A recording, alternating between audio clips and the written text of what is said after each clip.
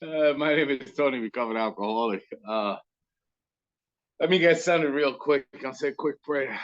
Dear God, please set aside everything I think I know, and I mean everything, so I can have a new experience with all these things. Help me to see the truth. Please put the love in my heart and the words in my mouth. Amen. It's funny, Kevin. Tony, recovered alcoholic. Kevin sends me a text. Is it okay to record? Like 5 seconds before. And I'm like, wait, I made all my amends, so I'm good. I'm good. Oh man, thank you for having me tonight. So my name is Tony. I'm a recovered alcoholic. I'm from the Bronx, New York, as you could tell from my accent. And I'm a man who didn't, I heard in AA, don't, hey, Tony, don't worry. If you don't get AA will get you. And I was still waiting for AA to get me for years. I was the guy who came into AA in 1990 and I have a sobriety date. My last sobriety date is November 27th of 2007. And that's the most important thing I could say today, to have a sobriety date. It's amazing. And I haven't. I mean, I've been sober ever since, right? And that's only by this grace of God. And when I came into AA, I didn't know that. I didn't know it was God's grace. I thought I did it. And I go through the book Alcoholics Anonymous, and I find out it's I'm only sober by grace. And I never stopped drinking. God interrupted my drinking. I just got connected to that power. That's all I needed to do. So, like I said, I'm a kid from the Bronx. I grew up in this neighborhood where I'm living at now. I've been here 50 years. I'm 59 years old. I moved here when I was 9. I have a 95-year-old father who's knocking at my door right now, and he's giving the home attendant a hard time right now. And give me 1 second. I'm sorry. ¿Qué pasó? Okay, gracias. Just shut the door. Just shut the door. I'm sorry. The first time this ever happened. So, so I'm a caretaker for my dad, and he's fighting with the home attendant, and he just threw her out. What am I going to do? I'm here. So, you're going to hear a lot of that in the background. I live in the Bronx. Windows open, and I thank God I have a God in my life, and these are the things that when I have all these difficulties in my life, this is what AA is about, right? It isn't about always being happy, joyous, and free. It's like when controversy comes, we take it as an opportunity to show how God is working in my life, right? And page 133, it says, God wants us to be happy, joyous, and free, but when trouble shows up, right, what's our job, right? To cheerfully take it as an opportunity to show how God is working in my life, right? And that's how I mean, geez, I'm glad I'm sober to take care of. He's screaming right now. He's screaming his head off, and he's throwing her out. It's hilarious. Anyway, I'm just a little distracted. So this never happened before, Kev. I know Kevin's laughing. Yeah, Pop, I got it. Don't worry. Sorry again. I apologize. So I grew up in this neighborhood, and it was a predominantly Irish neighborhood, and I'm Puerto Rican, and I like to say, I grew up Bronx Irish Catholic because I went to school. I was the only Puerto Rican kid in school. My parents only spoke Spanish, and it was pretty tough for me. It was pretty tough on me going to school and speaking only Spanish, and I had to learn English pretty quick. And that's one of the insecurities I had, when I was a kid, and I would never talk because I was scared that I would say the wrong thing. And growing up that way, I had this insecurity of talking. I was a very quiet kid. I was an introvert, and of course, alcohol took care of that. It was just that self-centered fear that we talk about the insecurity when I was a kid. And about 13 years old was the first time I had a spiritual experience. I had three Michelobes, and you couldn't shut me up after that. You know, it was the best feeling in the world. You know, alcohol treated my alcoholism at 13 years old, and I pursued that till about until the point where it crossed the line at 21, 22 years old, and I had fun. I had a lot of fun drinking alcohol, you know, but then it became no fun, like you guys know.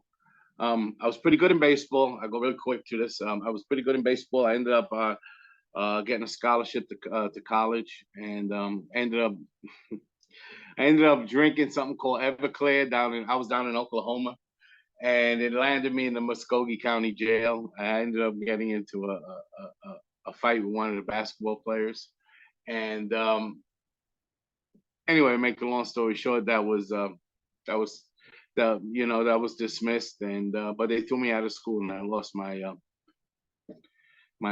scholarship. And that's what alcohol does, right? It takes everything away. It annihilates anything good in your life. And that was 18 at the time, and I was just thought I had bad luck. It wasn't alcohol, I didn't think I have an alcohol problem.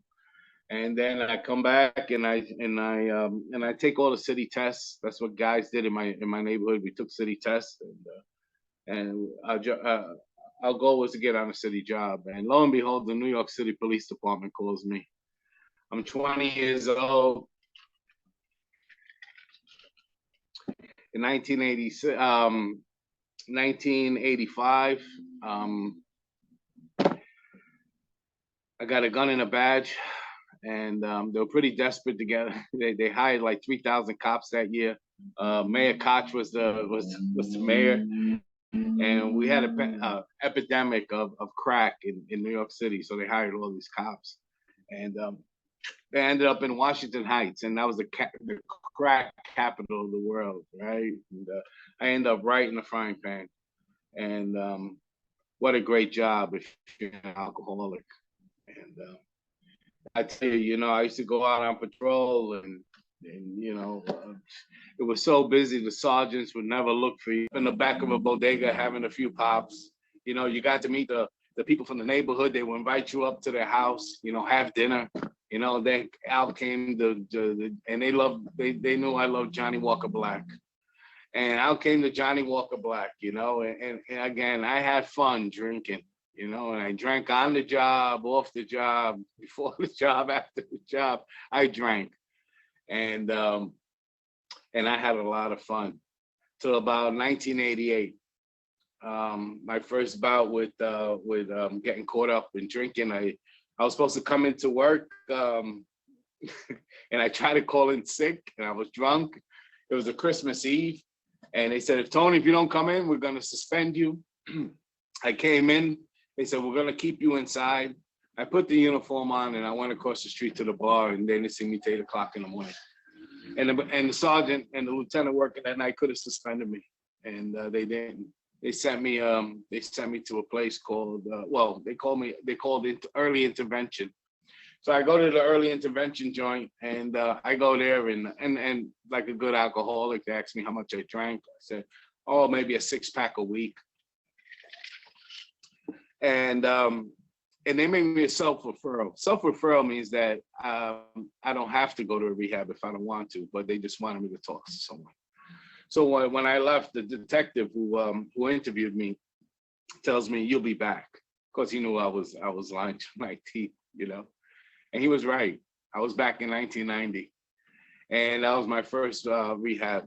And I went to a place upstate. We don't endorse anybody in AA. I'm not going to say the name of the place. I don't want to bend any traditions. But it was a good place, and they sent cops and firemen there. And it was actually a farm, they called it. And that's what the phrase came. He went to the farm on the police department. So I go up to the farm, and I did 30 days there. I come out. They told me get a group and do 90 and 90, and I did that. I did that for the first 90 days. I actually went to 270 days. The job actually paid me to go to AA meetings. So I will come into work for 4 hours and then take the other 4 to go to an AA meeting. It was pretty cool. And I stood sober. And guess what, guys? Kevin, I I got married. We had a child. I bought a house in Yonkers. I had 2 brand new cars, right? This is all through sobriety, or I like to call sobriety. You know, just not drinking and going to a meeting for me, a real alcoholic. And hindsight's 2020, right? Our friend Terry says we live life forward, but we understand it backwards, right? And I get to look back at this. So I had all these great things, right? And still not happy. Someone mentioned if I hit the lotto before the meeting, we were talking about lotto, it still wouldn't make me happy. And she's right. So anyway, so when I first started noticing this untreated alcoholism, I had about 5 years in AA. Like I said, I had all these things. You look at my life on paper, it's Tony's a real member of Alcoholics Anonymous. He's really doing the deal, you know. And I thought that too. You know, I fell under the delusion that I was doing the program of AA by just showing up to meetings. And I started feeling uncomfortable about 5 years in. Now I'm going back to the meetings and I'm not, oh, that guy's got the, I'm looking at this guy. I'm starting to hate this guy. He's saying the same thing over and over. I already know what this guy's going to say. And I already know, you know, and it was just negativity. And I started feeling restless, irritable, and discontent. Oh, don't mind, you know, I was, you know, my alcoholism went underground and popped up in other places, you know, and it first popped up in gambling. Then it started popping up, and I loved my wife dearly. For 5 years, I never cheated on her. And then I started cheating on my wife. I started looking at other women too, you know. It just pops up in other areas, and I just don't realize it. I'm just treating this thing called alcoholism with other things. And I was lying, cheating, and stealing. Like you guys talk about the sober horse thief, you know. I was living the double life. I had my AA friends, right? And then I had my friends where I caroused at night, you know. And I was always like, I hope these two groups don't meet, you know. I hope they don't find out about each other, you know. And that's the double life I was living, you know, in AA, you know. So that was about 5 years. It didn't take until another 3 years before you already know I'm going to drink, right?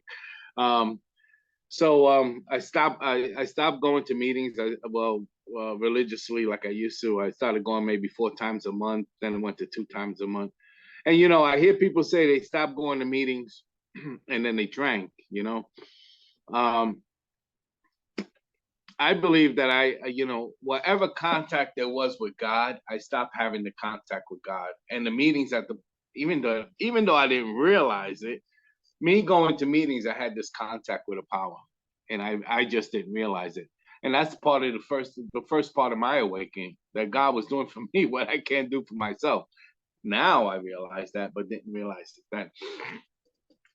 So my wife finds out about my gambling, about my carousing. She gives me an ultimatum: if I gamble one more time, you know, she's gonna leave. And guess what? Yeah, I gambled one more time and she found out about it. I'll tell you how she found. You know, I don't want to. This is not a GA me. I don't gamble like I used. I don't gamble anymore. Put it that way. But I had 28 losers in a row. Who has 28 losers in a row in football? Someone's wife just looked at her husband. Was that you? 28 losers. I owe the people down on Arthur Avenue. If you guys know Arthur Avenue in the Bronx, that's called Little Italy. And those are those guys, you know? And I owed them, like, at the time, and this is 1998. This is a lot of money. It's like $12,000 I owed them. And And the guy knew I was a cop, and he called me up. He goes, Tony, if you come up with 6,000 or 7,000, I forgot the number. He goes, it was about half. We'll let you slide for the other half, but you can't bet with us anymore. Of course, that was the agreement. And I went and got a pension loan, and I paid it off. Now, me, dummy that I am, I forget that we get statements in the mail, and my wife found it. Yeah, she found the pension loan statements, and guess what? She left, and she was true to her word. And of course, I'm thinking, what a she left me, But I go to this work, and I find out she had no other choice. She had to protect my daughter from me, and that was in 1998. 10 months later, well, one day I come home, and she had told me she was going to leave anyway, and she warned me. She said, "Could you just leave the house?" And when I came home, the house was empty. All the furniture was gone. At least she left me the refrigerator. No, I think she took the refrigerator. She left me the stove. I think that's what it was. Anyway, so she leaves, and of course, resentment's the number one offender for an alcoholic, right? And the resentment set. It didn't take not much longer. I was sitting in my in my house, and I'm thinking about doing myself. I mean, the pain is really bad, and I got a 38 in my hand, and thank God, alcohol shows up in my life. Alcohol saved my life. I hear people say they hate alcohol. You know what? I respect alcohol today. Alcohol saved my ass, and I picked up a drink. And guess what happened? In the book it says it always gets worse, never better. Now I'm trying to come back to AA, and it's just not working. I'm going to AA meetings. I'm drinking after AA meetings. I didn't know about the progression of alcoholism. You see, I didn't stop where I left off. I started where I was supposed to be at. That's where I started at. And I became a chronic alcoholic without even picking up a drink in 8 years. When I stopped drinking back in 1990, and there's a chapter called "The Two Wives." There's the four husbands. I was a husband number two, right? Maybe I was borderline, alcoholic, or I might have been like borderline heavy drinker or alcoholic. But now I'm a full-fledged alcoholic 8 years later without picking up the drink. I went to husband number four. Now I started going to rehab after rehab after rehab, and I couldn't stay sober because of the progression of alcoholism. And it makes sense. In this book, it talks about faith has to work 24 hours a day in us and through us, or we perish. Why? Because my alcoholism is working 24 hours a day. My ego's working 24 hours a day. So and thank God, it talks about the maintenance and growth of a spiritual experience. That's our hope today in AA. Because this is a progressive program because I have a progressive disease. So it makes sense. So fast forward, 9 rehabs. I ended up, 9 rehabs. So many detoxes. I'll give you a quick story. Kevin always loves the story. About my 5th rehab. The New York City Police Department gives me what we call a fraught emotional appeal, right? They gave me a contract. They said, Tony, if you go to one more rehab, we're gonna survey you off the job. Meaning, in nice words, that they're gonna retire me. I signed it. That was in what was that? In 2000, early 1990, late 1999. I signed it. And I said, well, I only have 5 more years to retire. I could do it, I could do that. I could not drink for 5 more years. At the time when I signed it, I had like 4 or 5 months sober. 10 months later, after I signed this, me and my partner end up at the West Indian Day Parade. Back in New York in 2000, they had a big melee, the Puerto Rican Day Parade. So Giuliani was the mayor at the time. He didn't want no drinking at the West Indian Day Parade because they found cops drunk. The girls almost got raped in Central Park. Um, all this whole melee went on, and they were like, we don't want any drinking at the West Indian Day Parade, and he put this ban on alcohol. So we were out there supposed to be to give out summonses for drinking. So me and my partner are out there at 6:30 in the morning. It's a beautiful day. Um,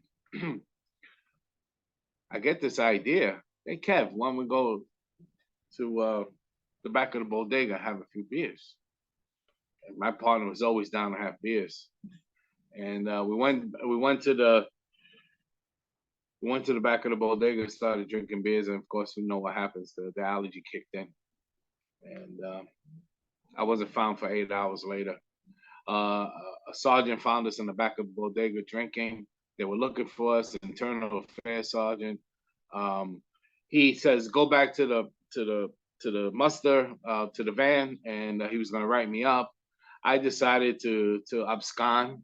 I left I was missing for 2 days. I went MIA because I thought they were going to fire me because of they had just implemented this new law. If they found any cops intox, they could terminate you on the scene. So I left. It was just, they didn't they didn't get to suspend me till 2 days later. I was held up in a hotel in Yonkers in uniform, and I continued to drink, and I bought cases of beer, and it was just total insanity. Anyway, I ended up reading about myself. I was on the Daily News. I was in the Post. I was on Channel 2. Oh, Kevin will throw up the article. Thank you, Kevin. I was on Channel 5, 11. Even my Puerto Rican family saw it on Channel 47 in Puerto Rico and Channel 42. It's funny now, but it wasn't funny then, right? So they about a year and a half after that, they ended up retiring me, and they held true to what they to the contract, to the frothy emotional appeal. Frothy emotional appeal seldom suffices for real alcoholics, right? And that was I mean, you know how much money I lost in my pension because of that? Just 4 or 5 years. It was humongous. But you know what? It was part of the course. It had to happen. And I still didn't get sober. That was in 2001. I retired. I didn't get sober in 2007. So fast forward 2007. It's about time I get sober. It's already half an hour in. Just a regular night out. I remember it was November 22nd. In November 22nd, I started drinking. My mother and father had did this elaborate Thanksgiving dinner, and they had all the family over, and I'm just so selfish, and I'm so self-centered. I just wanted to get out of there. I just wanted to show my face. You know how you show up to places but you're not there? That's how I was. I'm never present. When I'm thinking about booze. My mind is on the booze. It ain't, where I'm supposed to be with my family and having a good time. And I remember being there, I was just miserable. I was sober and I was miserable. And I couldn't wait to get out of there. After that, I just put this beautiful, dinner together and got all the family together. I didn't care. That's how selfish and self-centered I am. And I did my cameo for about 45 minutes and I left. And I started drinking. That fast forward, I didn't stop, well, to November 26th. I'm on a 4-day run. And I get the party favors to make me go more. You know how that goes, right? I'm on 176 in Broadway. And that's why I have to be careful with the recording here. And there was a dispute, right? And there was some shots fired, and none came from me. and uh, and and I got out of there really quick. And I ended up going to Fort Lee, New Jersey, it's because the bridge is right there. And I ended up in Fort Lee, New Jersey, and I end up in a gas station, and I'm drinking, and I'm at the literally jumping off point. Like, my family doesn't want to know nothing about me. My friends don't want to know nothing about me. They talk about the lone wolf in the big book Alcoholics Anonymous. I'm a lone wolf. And I decide, all right, send it off, right? So I'm driving.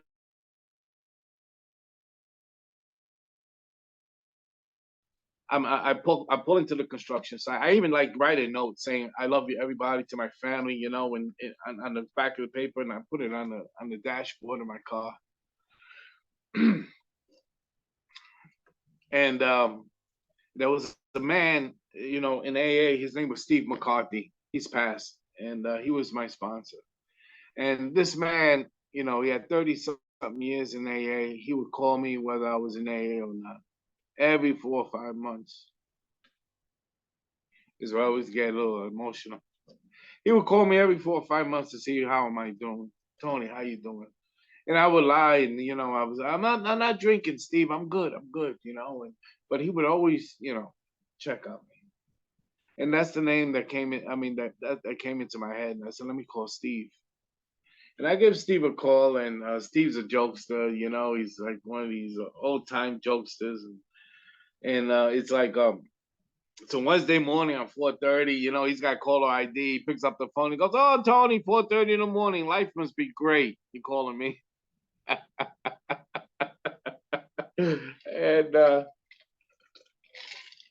I tell him where I'm at and what I'm about to do, and he says, "Don't be a knucklehead." And that's all he had to say. He says, "Come over to my house." That man.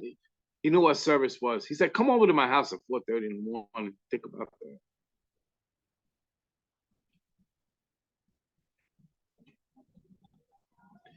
I say this story 100 times, and I always choke up with this. He didn't say, "Hey kid, don't call me when you're drunk. Call me when you're sober." He didn't say that. He didn't say, "You know what? You're gonna probably get me drunk before I get you sober." He didn't say that. What he says, "Come over to my house. I'll put a pot of coffee on."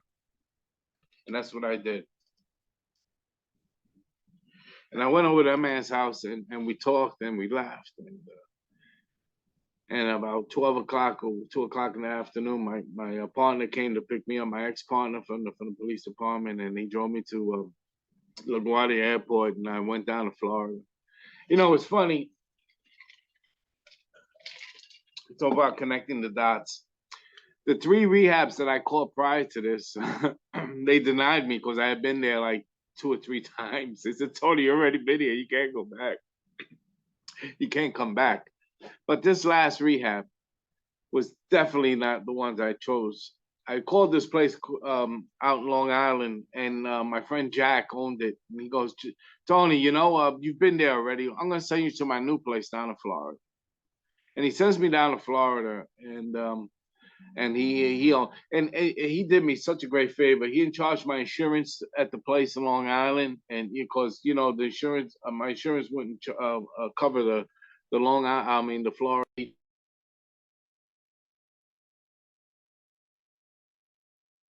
Hold on, Tom. Hold on. Got muted. I think your phone rang or something.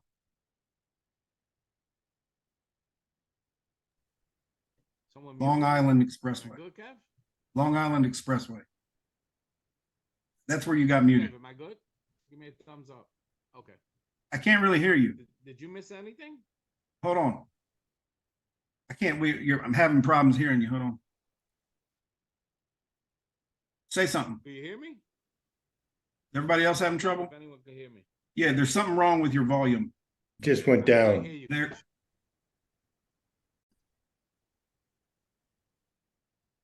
So recording in progress. Here we go. Part 2. The intermission. That's perfect timing.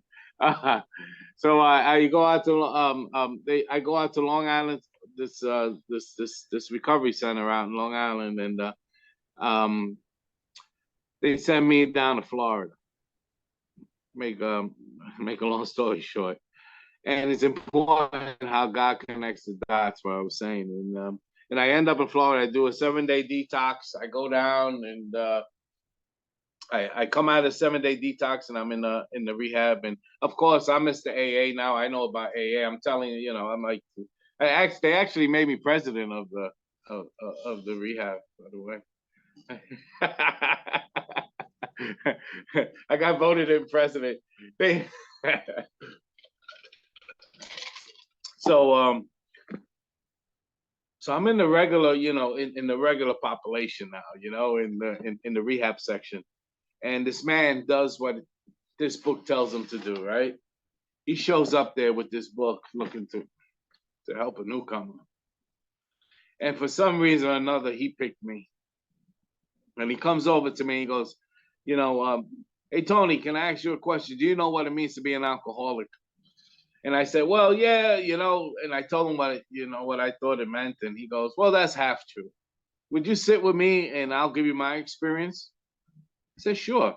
He goes, you ever read this book before? I said, yeah, I read that book many a times. I said, did you read the book? Have you gone through it with a sponsor? I said, no. He goes, you ever done the steps?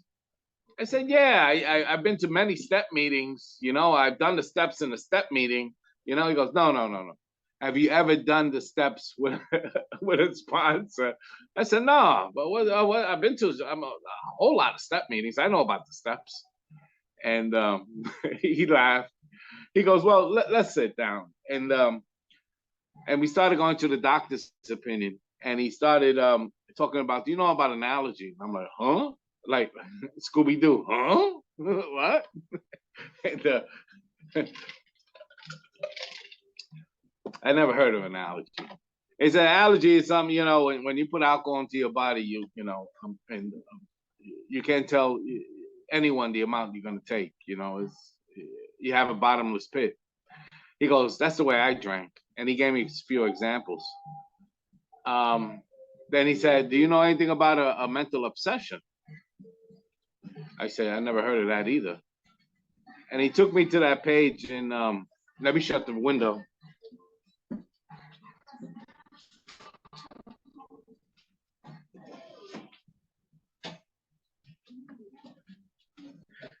All distractions tonight. So he asked me, do I know anything about a mental obsession? I said, I've never heard of it. He goes, well, a mental obsession is a thought that's so strong it makes you believe a lie. I said, yeah, been there, done that. And this guy, the God in him was touching the God in me, man. He was hitting all the notes. And then he said something about a spiritual malady. I've never heard that in AA. 18 and a half years now, I've programmed, never heard of a spiritual malady. And he says, in this book, once the spiritual malady is overcome, you straighten out physically and mentally. And he explained what the spiritual malady was. And he went to all these pages in the book. He started, I'm restless, irritable, and discontent. And then he went to page 52 and he talked about these bedevilments, right? And then he talked about that, that he was giving me his experience, that he was judging. He was always playing the victim. The world and the people in it were just, and hold on one second. Okay, I got you. She's goodbye. She's never coming back. Never coming.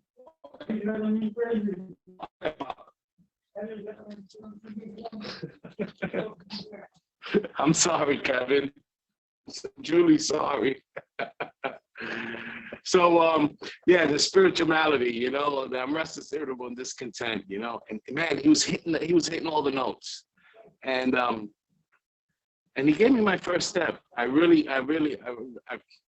gave me a bad case of alcoholism. The first time, I knew what I suffered from. And if you're new here, or you're just coming back, and you've never been through this big book, I suggest you go to this big book with someone who's been through it, so you could get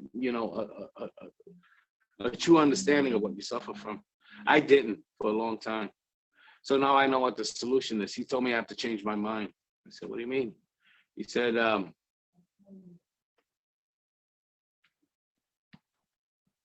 Oh shit. He said, could you hear me, Kev? Yeah, I just turned your video off because it was frozen. Okay. He said that I need to change my mind. And I said, well, you know, and he says that the same mind that produces the problem can't fix the problem, he told me. And I needed to get an access to a power greater myself. And this book would have that treasure map to that access. And I trusted him, you know. And we started to go through the work, you know. We started, you know, we went to weird Gnostics, and we got all the way up to you know how it works. I didn't do a fourth step with him, but we did my first 3 steps with him. When I came back from Florida, I asked that man Steve to take me to the big book Alcoholics Anonymous, and we started from the beginning. And what he gave me, you know, even though I had conceded to my innermost self that I had this thing, that I conceded that I had an abnormal reaction to booze, I also conceded that I have an abnormal reaction to life without booze. I was still like, I didn't want to give it to God, right? I could handle this. I could do this, right? You know, I know there's a God. I had no problem with the God thing. But what you know, it's like I know better than God, right? And he sort of has the hesitation. And what he did was he told me, you know, when you go to your meeting, and he made me join a group. That's important, guys. Join a group, be a part of that group. And I became a part of that group. And I started, you know, it was so simple thing as the cookie guy making coffee, right? And I started doing that, you know. And that's how, you know, they talk about the gone prospector in the back of this book as he's keep on with the pick and the pick and the pick, you know. That's picking my way to the spiritual experience, right? Just picking my way. And those are the little pick things that I do. I get the key and I open up the church. I get a cookie commitment, right? I'm making coffee, right? You know, they're depending on me for the meeting to start, right? That, you know, I'm just picking away, you know. And he says, when you go back to that group, I want you to help someone. And at this point, I haven't helped. I was back maybe 40 days. I haven't helped anyone. And as soon as the next day, this guy shows up, a guy off the street, and he had his cans with him. And he goes, could you do me a favor? You know, I have no money, and you know, I need to get something to eat. Could you take me to the soup kitchen? And I gave him like $5, and I drove him to the soup kitchen. The next day he shows up again. He's still drunk, right? But you know, that guy wasn't there. You know, I guess not to get sober, but he was there for me because, you know, God had put him there for me, right? And a whole week goes by, and I'm taking this guy to the soup kitchen. I'm not even realizing that I'm doing like spiritual actions by just helping someone else. And then he brings another guy, you know, and I got 2 guys in my car, and I'm driving them to the soup kitchen, you know, and they're trying to stay sober too. They're not staying sober. They're still drinking. Anyway, at the end of 2 weeks, I'm having Kevin heard the story 1,000 times. I'm in Burger King of all places, and I get this unbelievable feeling, this gratitude, like, you know, it's just inside of me and just blowing up, and I start weeping, I start crying, and I call my sponsor up, and he goes, I go, Steve, what am I having an anxiety attack? He goes, no, that's how God feels. He just tapped into this power. And I said, really?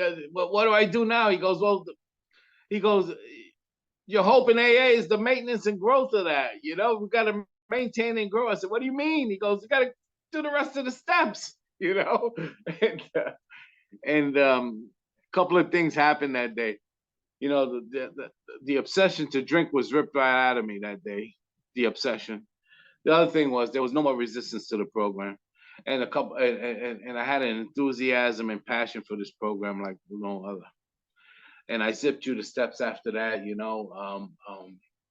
You know, the man was so smart. He knew that only through action that that this thing, the ego that I have, right? The only way it was going to be smashed was through action. And that's exactly what happened.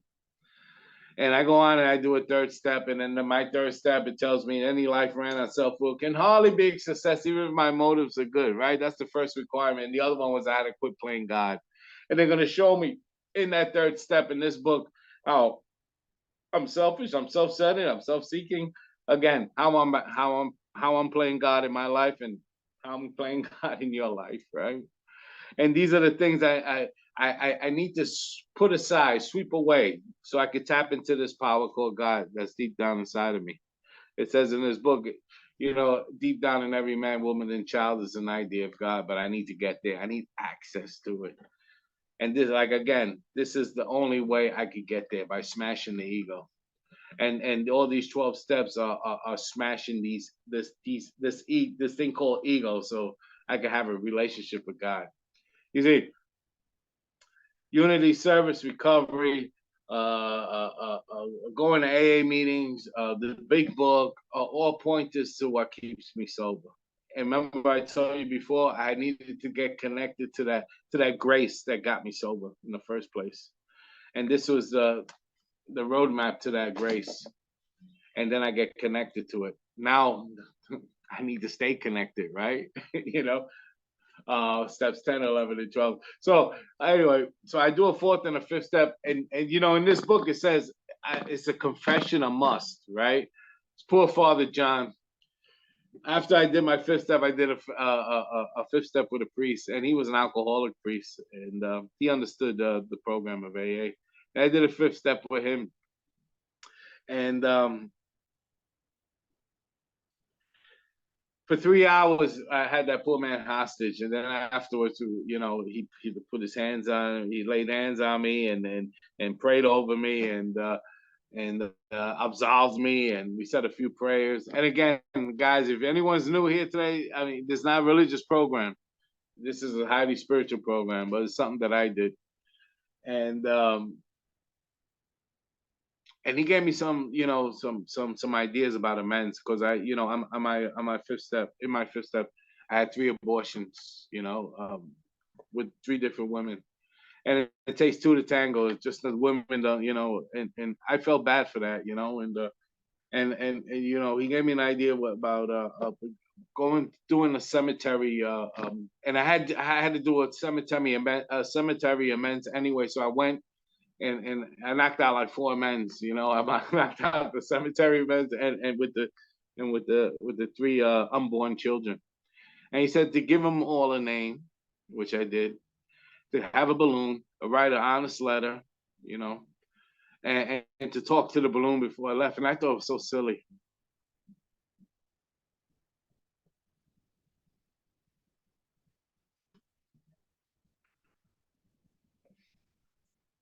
That was the most. That was the most. That was the most powerful amends I ever made to those 3 unborn children. I'll never forget it. And I thought it was so silly. So if you're new or just coming back, if you think the work is silly, or if you might say a prayer that's so redundant, you keep on saying it, keep saying it, because it'll kick in. So yeah, so damn. So I get to step 9, and I got 2 amends to talk about.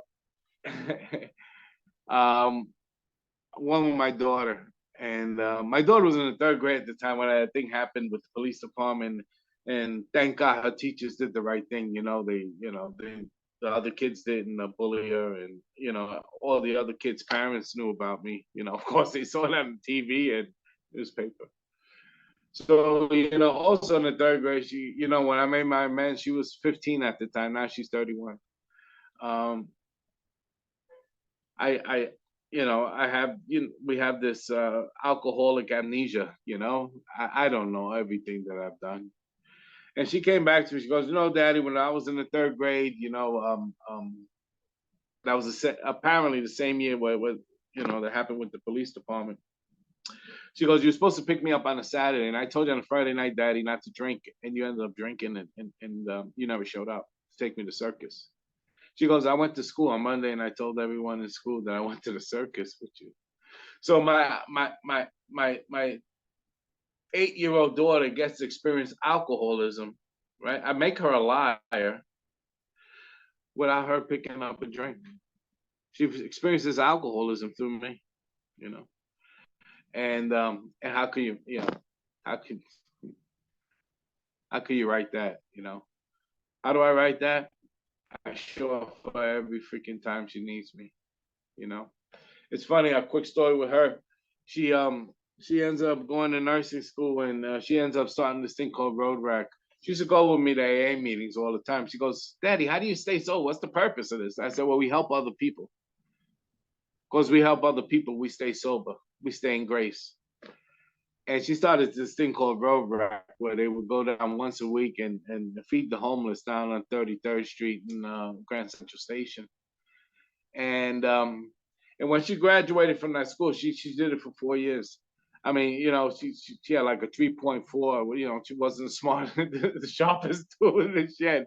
But when she was up there with all the with all the 4.0 students, why she got a humanitarian award? That's because of that's because of AA, right? Because she was helping others, right? That's what this program does for the family. So yeah, so she's a nurse now, you know, and thank God. This one's a funny amends.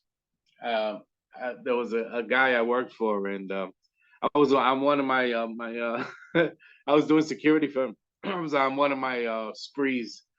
And I ended up taking a security truck, picking up a girl, and getting drunk in the security truck, and they found me on the grounds with a girl in the car, and I was drunk. She was passed out. I was passed out, and he almost lost a multi-million-dollar gig because of me. And of course, he never wanted to see me again. He fired me. A good friend of mine on the police department. He had retired. So I go back to him, and you know, I said, "How can I make this wrong?" Right? He goes, "Well, you know, I forgive you, Tony. You know, and I'm glad you're doing what you're doing, but you still owe me 2 days of work, and I'm going to call you on it, and you'll work for me for free." And I said, "No problem, brother." 2008 comes around. It was an All-Star game at the Yankee Stadium. 5 minutes. 2008 rolls around, and and I wanted to go to the All-Star game, but the tickets were like, oh, it's going to be the last game at Yankee Stadium, last All-Star game at Yankee Stadium. I wanted to go, and the tickets were astronomical, you know. And I said, I'll just watch it on TV. I get a call the night before. It's this guy. He goes, "Tony, I'm in a bind. This guy got fired at a site. Would you be able to work?" And I said, "All right, no problem. Where is it?" He goes, "Yankee Stadium." So I went down to Yankee Stadium, and I'm walking the ball players in from the from the parking lot into the press gate. That was my job the whole night, just walking the ball players in, make sure they were safe. Not only that, I get on the field with the rest of the security gang while they're playing the national anthem, and fly is going over, and I'm looking at this, and I'm crying like a baby, just tears coming down. And people are looking at me as if they must think this guy must really love his country or something, you know? But meanwhile, I'm just having this experience, right? All because if I didn't make that amends, right, I wouldn't be there. And by the way, 2 weeks later, he sent me a check in the mail, and he paid me for that. So, you know, 9 out of 10 times the unexpected happens. It talks about in this book. You know, today, you know, my job, it tells me on page 102, is to be a maximum health. I'll read it. I have the book in front of me. I didn't read anything from the book. My father's driving me crazy.